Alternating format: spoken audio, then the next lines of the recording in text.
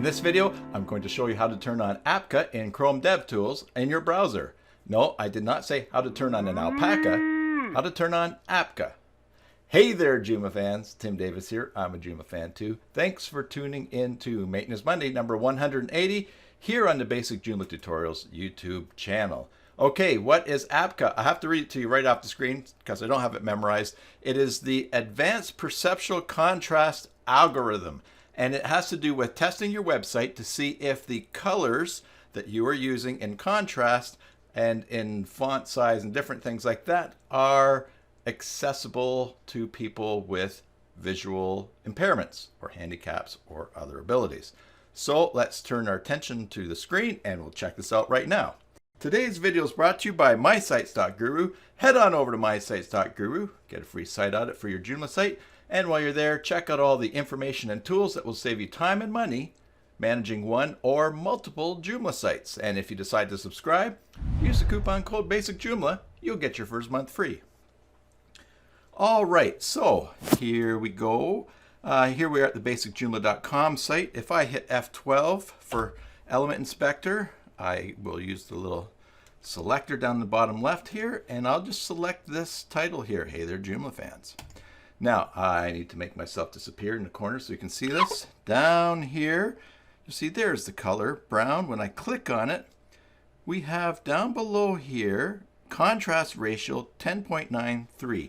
Now, we've seen this before in other videos here on the site. If I click down, you see you get a selection of AA or AAA. These are two different rankings for measuring colors for visibility, contrast ratio. I have two links in the video description. You can read more about that here, and also the Web Content Accessibility Guidelines that both of those little tools are geared to. Now, we have green checks there, but you know it's possible for one of the colors you're using to be in the in-between place, and it passes the AA test, but AAA it doesn't.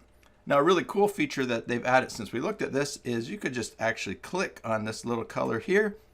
It jumps down to the next compatible one, straight down. So that kind of helps you find colors that are still within your branding. However, there is a new experimental tool and a ratio system or algorithm, and it is exactly what we're talking about today. And you can turn it on in experiments in Google Chrome. And to do that, what you're going to do is go to the gear in your Chrome Element Inspector, Devtools.